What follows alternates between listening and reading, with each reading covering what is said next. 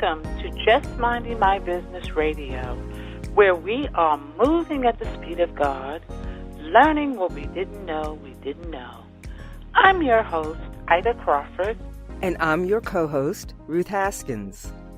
So grab a pen and paper and get ready for information that you can use.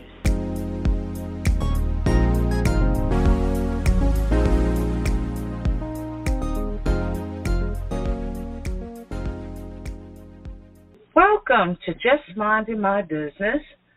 I'm your host, Ida Crawford. And I'm your co-host, Ruth Haskins.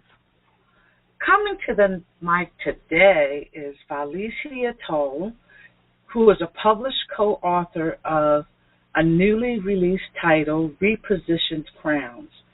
When Violesia isn't being supermom to her 3 children, she is coming up with creative ways to serve women by helping them to improve their self-confidence and creativity regarding style and fashion, while taking women on these fabulous excursions to the hottest fashion districts around the world.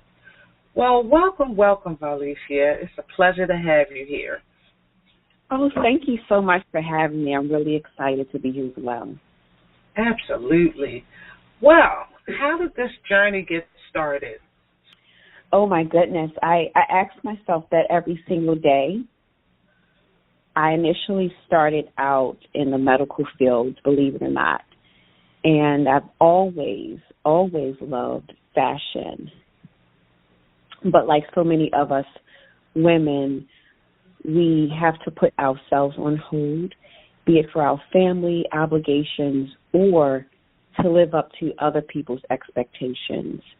And when I was younger, it was expected of me to go to school, either to get this amazing degree so that I can have a awarding career, or to get this good government job that gives you these awesome benefits and sets you up for life, and so that you can have an amazing 401k.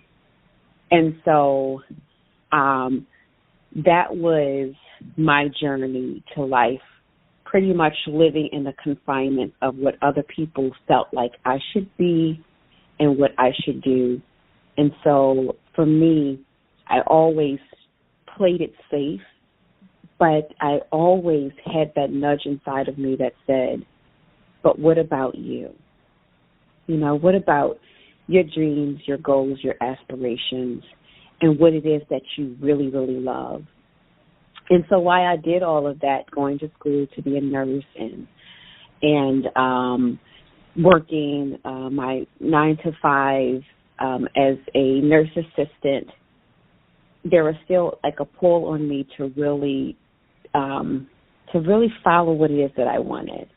And sometimes, you know, when we get to those places or we get to those points where we feel like we can't have it, we don't even try to tap into it or nurture it.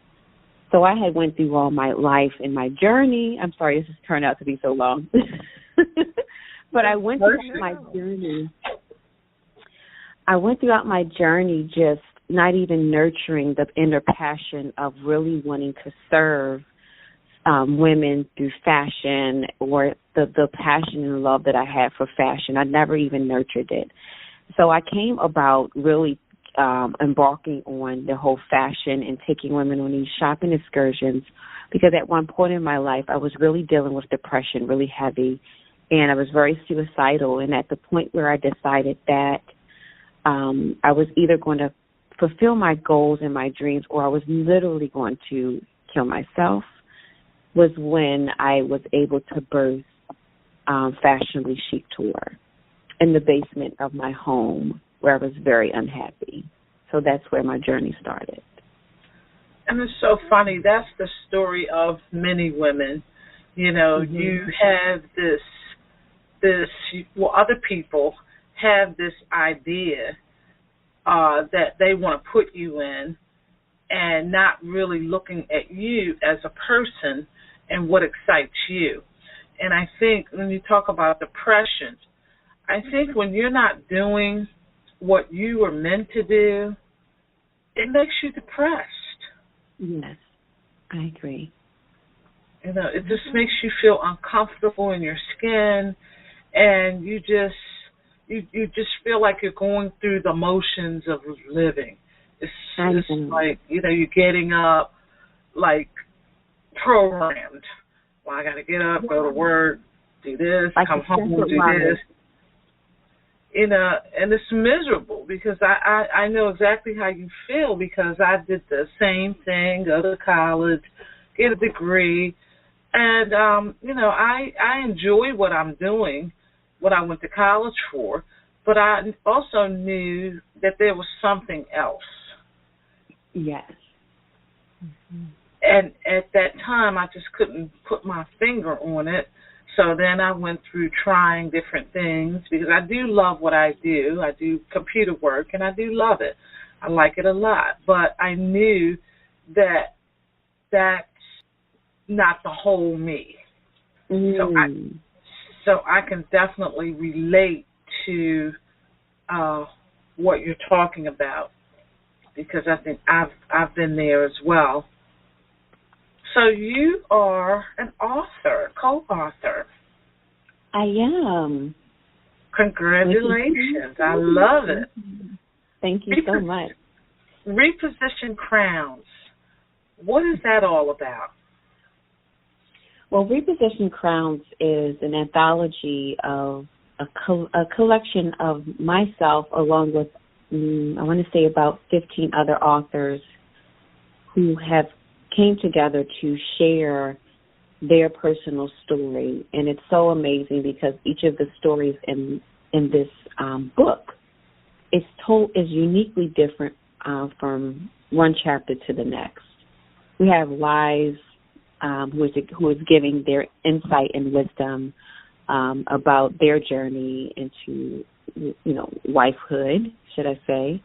And then you have just different women in different walks of life coming together to share their individual personal story, and kind of like giving a voice to their trauma. And, when you experience trauma, it causes you to either retreat or hide. So we collectively come together to give power to our voice and, mute out the lies that our trauma has told us that we would not either achieve or we would not ever be, and just those different barriers that we have when you go through so many different things in terms of life through the course of life. It can really just set you off course. So it's an amazing book. And how can our audience connect with that book? I like it. So it's you can go to fashionablychictour.com to get the book.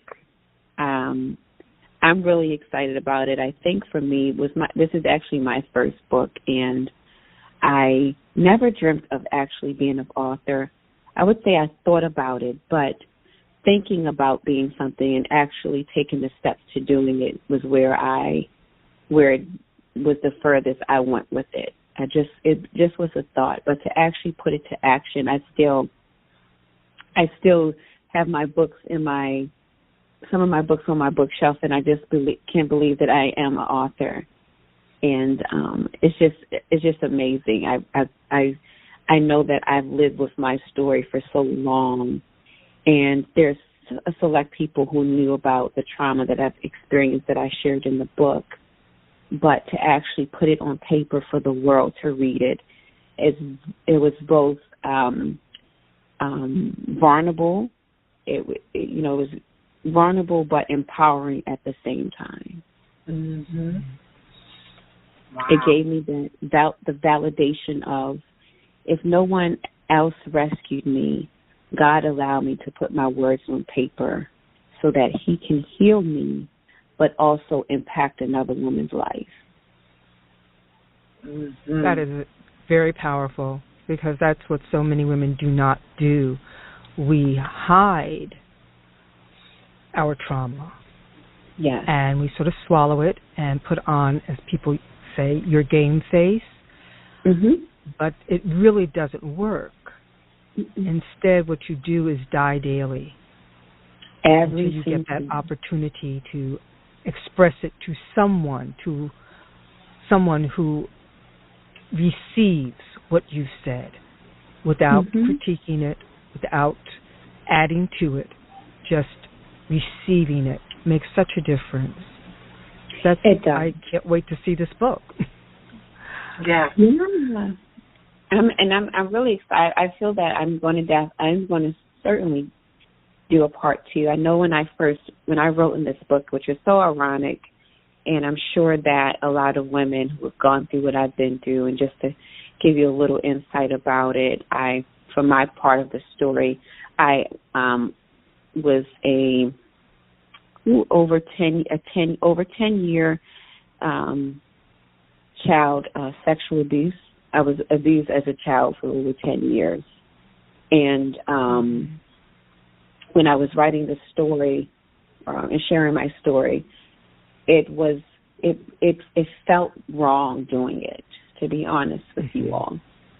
And I know for me, growing up, because I was told to keep those secrets, for one, in this book, I was a little afraid to even share some of the people who had been molesting me, because as a victim, I felt like I was supposed to, in some way, protect them, which is so ironic. But I can understand why I would feel that way, given that even though the perpetrators had done those things to me for those years, they lived with me, so I had to develop some sort of relationship with them, even though they were abusing me. But at the time when it came to really expose and share that part, I was so afraid to do that, both afraid but both relieved. So it's really interesting what we go through in our mind in that process. And you never know what phase a woman is at or a man is at in terms of their healing. That's why I always say it's very important to be careful when we tell people, to let things go. It's not as simple as letting go, more so helping them through the process. How can we process you through to your healing? Yes. Because letting go is just a word to a person who's been sexually abused or in some sort of abusive situation. Yes, I agree. And I commend you for your bravery to be able to be vulnerable and to share your story, because that is so huge and it's definitely going to make a difference in somebody else's life that has gone through a similar experience. Yes, and I commend God for getting me through this, because when I was younger, and believe it or not, from my experience, I haven't had anyone in the church do anything to me on a sexual level when I was younger. So for me, that was my place of refuge and rescue. Anytime I could run to the church, I did. I was like the only 7-year-old, 8-year-old going to church. As long as that bus came and picked me up, I was hopping on that bus. It was so relieving. And if I could have stayed a night at that church, I would have, just to escape my world for that time. And church for me was, God was planting so many different seeds in my life at that particular time. As painful as my situation was at home, I had an amazing experience when I wasn't there in regards to him. And when I had to return, he was almost like this rainbow. You know that song that says, somewhere over the rainbow? I was singing that song every single day. Him being my rainbow and being my pot of gold, and that would literally get me through the storm of my situation at that age of being molested. It's always amazing how the human mind works and how children will take this particular situation and find within themselves the ability to cope and the different ways in which they do it. There's a song that means something to them. Some young ones will find other means. They'll find some kind of creative means of dealing or coping. But it's just amazing what children will endure and still come out on top. It may take time because for many young ones, abuse, whether it's sexual abuse or even verbal abuse, which is also a horrific experience for a child. Yes. It takes some time to unravel it because you're not always aware of it. For many of us, it gets buried. And one of our coping mechanisms is to bury it. Somehow, some way, we come up with a whole facade to not recognize it until we start seeing as adults that certain things are happening in our lives and we begin to question. So it sounds as if you had a really strong memory bank of what was going on with you. So you had a really clear point of reference and the different people that were involved. Many young people don't have that, so all of it becomes buried, and it's more or less all their coping mechanisms that finally open the door for them. So they begin to see, oh, wait a minute, I remember, and memory starts coming back in bits and pieces. Right. But what you're talking about is so important.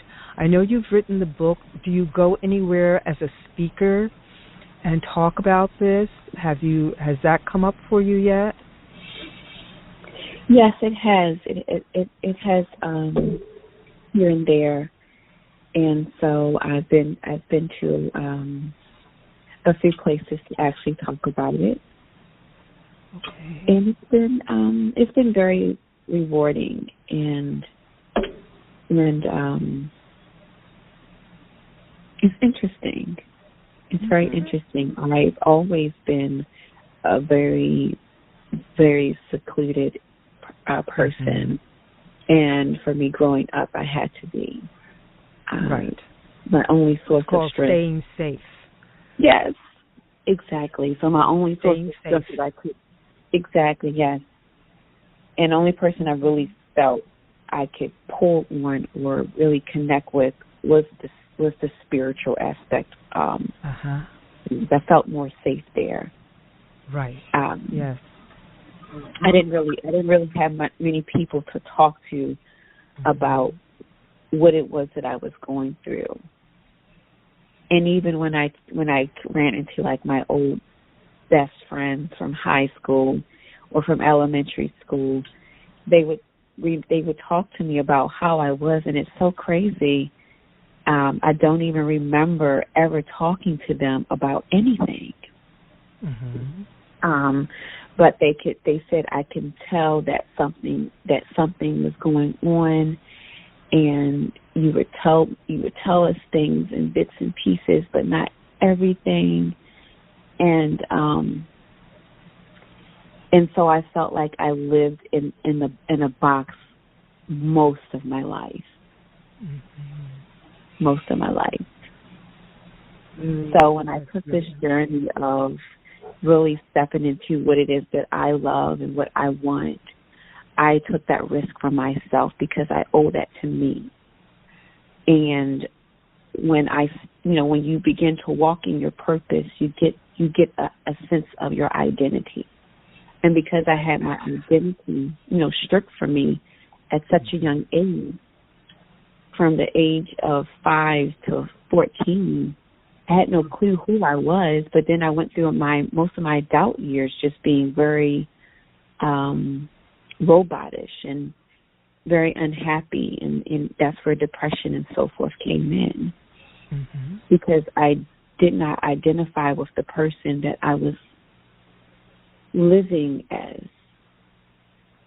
The message is understood. Absolutely. That's such a. I'm so sorry. Go ahead. No, go ahead. I was just going to say that's just. Oh my goodness! I hope everyone who's hearing this will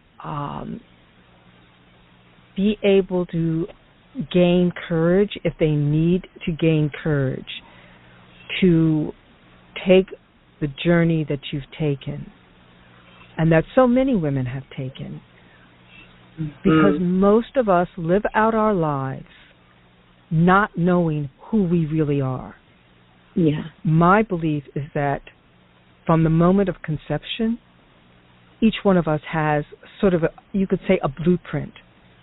It comes, it's a God-given blueprint of who we are. But you said it. You had who you are stripped from you at a very young age. That is true of so many of us. And when you add into it sexual abuse, verbal abuse, any kind of physical, mental, emotional abuse, it takes everything of who you are, and you almost have to, you really do learn how to hide who you are, because that's the only way you can stay safe. You can't afford to let anybody know who I am. It's not safe. So it's this is a powerful conversation. I hope our listening audience is able to take away from it what they need at this time as they hear it and start on this incredible journey to discover who they are. There's so much pain out here in this world. They say that, and this was like 15 years ago, that 1 out of every 3 women has been a victim of sexual molestation. Yes. And now it's as bad for boys. So this is really a huge and very important conversation. Yeah. Thank you for having it with us. Thank you for your honesty. Thank your you. Openness. And the thing is, I feel like, when you ask the question, where did this whole journey for me start? That's really where it started. And I really don't know what else to say. And if I say anything, if I don't say the background, the history of it, I just feel like for me it would just be surface. And it would just be, you would look at it, for me, I would think, no, something, it has to be more to this than just that. Oh, I started because I really love fashion, and this is what I always wanted to do. I wish I had that story to say, but no, I started it because if I did not fulfill and walk into my purpose and my passion, I was going to end up dying. I was already dying mentally, but I was going to physically take my life.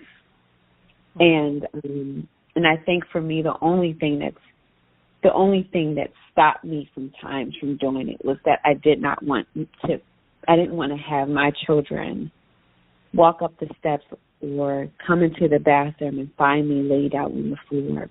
But every day, that was my thought in the past of just ending my life. Because I had been stripped from so many different things as a child, and then I grow up in, one relationship to the next relationship, and it's just horrible because you can't ever find what you're looking for because you're really lost, and that person cannot give you what you need because what you need comes from God. And it's just, it's just an ongoing dead end cycle. And, for me, I ended up getting married, and I brought all of those different baggages into my marriage. And now at this age where I'm, this journey of where I am, I understand it because I'm in the place of just solitude and really appreciating who I am as a woman and what God has placed in me, and recognizing my worth and my gift. Okay. And not looking for a relationship. We're not looking to be validated by someone. Mm-hmm. So now I'm able to walk into my purpose like I get it. You know, I get what I was looking for because I got it. My eyes have been open. I'm nurturing myself, and I think as victims of sexual abuse or whatever type of abuse, we do it backwards sometimes. We go from a relationship to a relationship thinking that's going to bring the peace and the validation and the self-worth that we're looking for. But really, it's the connecting with yourself, inwardly connecting with God, getting some type of therapy or some type of support group, healing those inward pieces of yourself, and then branching out to building a relationship with someone else, because you established something with yourself first and with God. So I'm sorry, ladies. I know that this is supposed to be about fashion and style. No. It is supposed to be what's on your heart, and that's what it's supposed to be about. And we definitely appreciate you sharing and being the light for someone else, because this is who you are, and this is real, and we definitely appreciate your authenticity and sharing. Yeah. We definitely. Yeah, thank you. So, I'm sorry, go ahead. Go ahead. No, I want you to let you, this is your show. I was about to say something else, but I want to hear what you have to say. No, well, this is your time. We're just hosting. This is your time. Whatever God lays on your heart to speak about, let it go. Mm-hmm. Yeah. Okay. Let it go. Yeah. I'm thinking that there are a lot of people who needed to hear what you said, what you're saying. I think absolutely. It's a big issue. It's one that's not going to go away anytime soon. In fact, it's going to, the way the world is turning, it looks as if this is going to be more and more and more of, I don't want to use the word problem, but a reality. Because our world has become, in so many ways, morally sick. Yeah. And so when you get to the point where life is not important, what is child abuse? What is sexual child abuse? What is any kind of abuse? When abuse is allowed and has become normalized on such a universal level, so this is a big thing, and a lot of parents that's one of the things that I know my mother was concerned about, and I'm quite a mature woman, so if we're talking 50 or 60 years ago, my mother was concerned about this. How much more so are parents concerned now? Yes. Yes, because I know when my child was a baby, like 4 years old, I started talking to him about, if somebody touch him in certain places, he needs to let me know immediately. At 4 years old, we would have those type of conversations because he was young, and I had to leave him at daycare, although I trusted daycare. But sometimes you just don't know. So I had to have those conversations with him to let him know if somebody touches you here and it doesn't feel right to you, then you need to let me know immediately. I don't care if they say they're going to kill you, because Mama going to kill them first. That's really. And so it was pray for the saddening police to show up first. Yeah, so it was kind of saddening to me to have that conversation, but I live in this world and I know what can happen. And I wanted him to be aware of things that could happen. Yeah. And if I'm not around to protect him. And that's the bottom line, that parents can't always be around to protect, right. Or the ones who care for a child can't always be around to protect. So at this point, because this has become a very deep conversation for our listening audience, if this conversation has kicked up any dust for you, maybe opened up some doors for you and you're feeling uncomfortable, or if you already know that you have some sort of child abuse issue and are feeling really uncomfortable, please take the step of courage and reach out for help. There are many, many resources available to you, and there are some very free, absolutely free resources, and one of them is Survivors of Incest Anonymous, which is absolutely free. You can look it up in your telephone directory. You can call. You can look it up online. But please, if any of this conversation has kicked up any dust for you, please reach out for help. Yes. Yes, please do. Yes, indeed.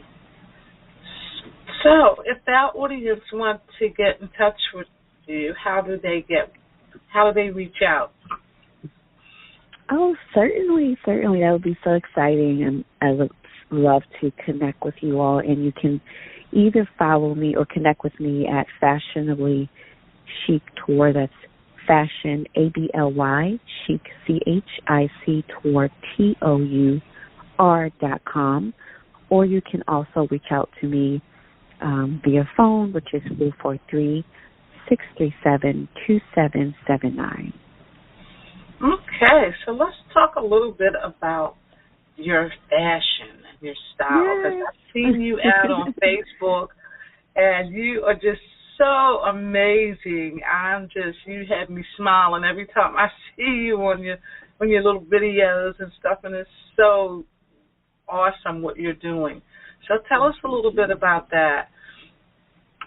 So I, far as styling, what I generally love most about what I do is obviously serving women and just pouring back into the clients that I've worked with thus far has been amazing, but pouring back into them, whether it's building their confidence, just seeing smiles on their faces when I put certain pieces together for them that they felt like they couldn't wear, or just the conversations that I get to have with these women is so awesome for me. And so when you see me on my videos, I am just able to just be my fun, silly self, which I am just really discovering about myself. And I wouldn't say just discovering it, but being open to even allowing other people to see that side of me. So, yes, that's what I do in terms of my videos. When I come on live, I'm either doing the 5-minute Get Dressed With Me, because so many of us women takes more than 5 minutes to get dressed, but I kind of like give you an idea of what you can start doing to get dressed in 5 minutes to cut down your time that you spend in your closet trying to find something to wear, but also help you cut down on your time in regards of showing up to work late, but showing up for yourself in confidence.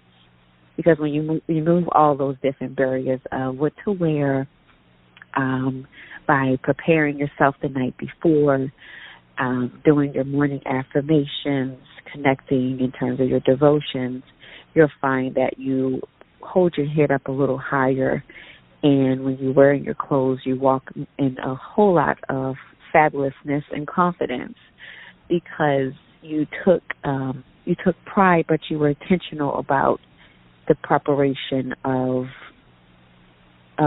getting your pieces together and knowing what it is that you're going to wear that either that night before or that week. So that's what some of my videos are about. Oh, okay. Well, I really enjoy them. So tell me a little bit about the excursions that you do.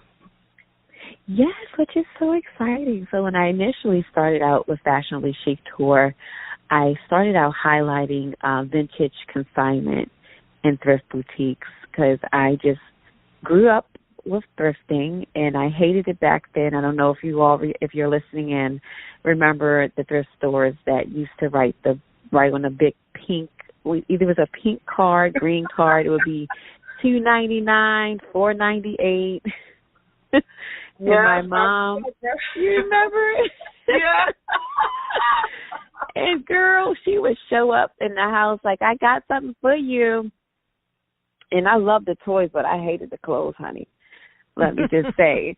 But it was like a whole bunch of Barbie dolls, and probably said it was $2.98, and I just loved them. And so when I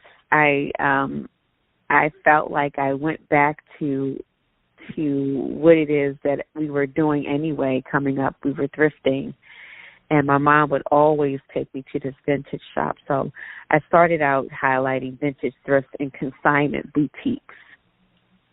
And then probably just like a year ago, I started taking women on the excursions where we're getting ready to do, we did Girls Day Out Vintage and Brunch, which was in Soho, New York. It was amazing. Oh, nice.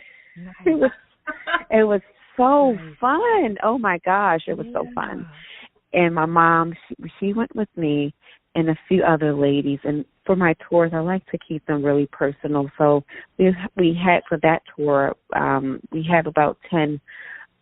We keep it at a minimum of just 10 women, but we had about 5 guests come on that tour. And, honey, it was so amazing. We opened up at Amelia's, which is like a French type of, had a French type of flair to it.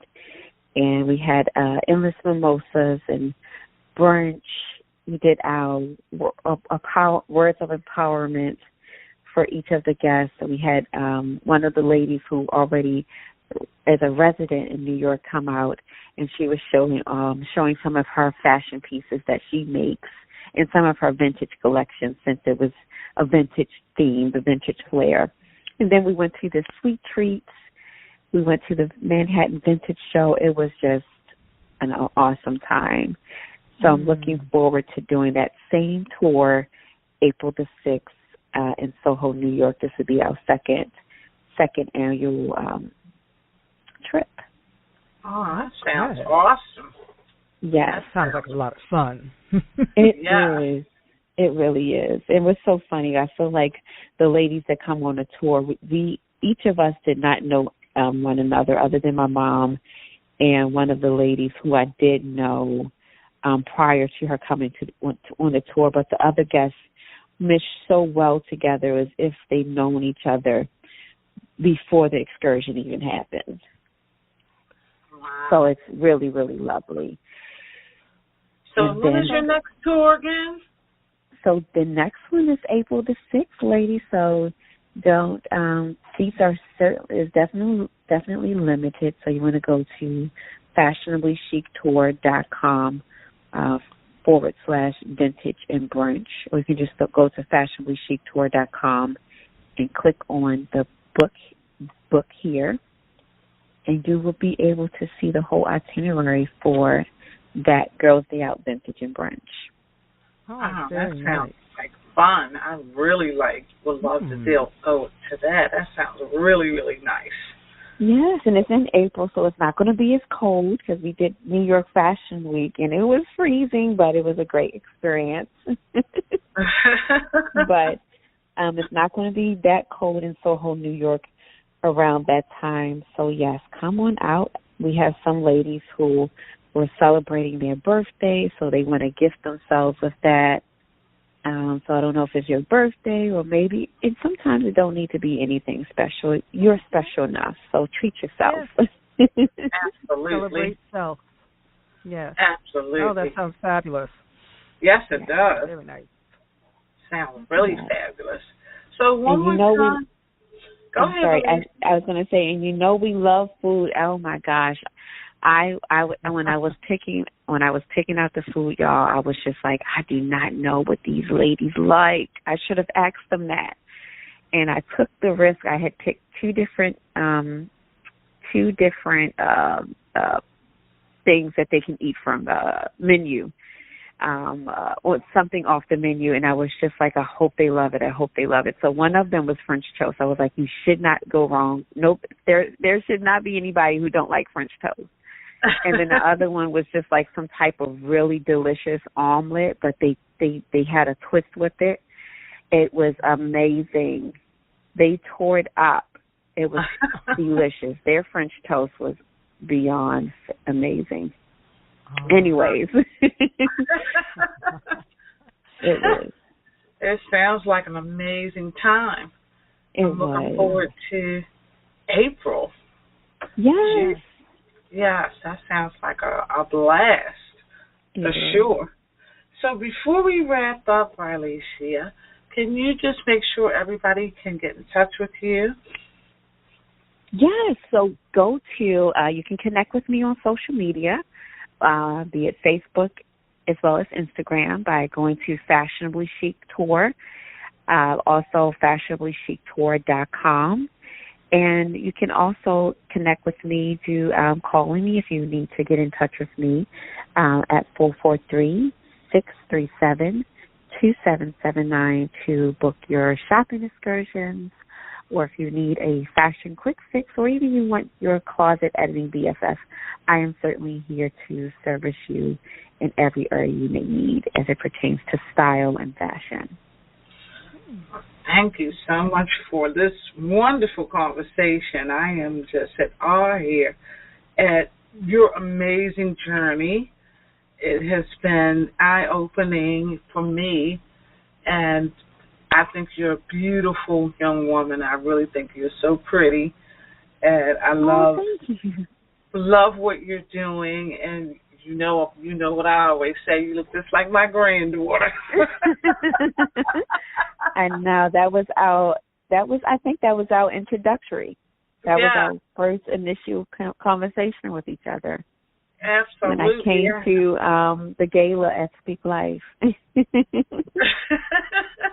Yes, and then we ended up connecting again at the awards for because I saw your red hat. I said, "Oh, I sure wish I could get into her closet." And then I said, "Is that Miss Ida Crawford?" Oh, Tom. Yes, it was an amazing time. Each event was awesomeness for sure. But we definitely enjoyed you, and we're definitely going to continue to follow what you're doing and take part in your excursions, because that sounds like a lot of fun, and I love fashion. I know you do. And if I could, before we depart, I would like to offer a special gift to our listeners. If you can go to bit.ly/Style in the City Fashion, I would love to have you be a part of the style community where you get ongoing insight in terms of style, special incentives, special shopping incentives from my partnered boutiques, as well as special incentives for our upcoming trips. So, again, that's bit.ly/Style in the City Fashions with an S. All right. So thank you. Oh, nice. Thank you so much. Yes, well, thank you. Thank you. Yeah. Absolutely. Y'all heard that, right? I hear fingers right now. They're very busy typing. Yes, they're typing. Hear it? Yes, typing. Yes, indeed. Well, we love you, Violesia, and I love you. Yes. For sure. And we are so grateful that you shared your journey with us and our listening audience, and we're looking forward to more collaborations and having fun with you since we have now met. And it is now on. I know, right? Yes, I don't know what God has in store, but I know it's going to be all right. Yes, it is. Absolutely. Or else we're going to keep seeing each other at these events. We're going to be doing the events together. That's right. Who knows? Yes. Thank you to the amazing women of a Sister Circle Empowerment Network, ASCEN LLC, and our media partners. Let Just Minding My Business Media promote your business. For information, visit us at jmb.asistercircle.org. That's jmb.asistercircle.org. Voiceovers by RCH VoiceWorks. For when you want to be heard. Call 443-620-4115.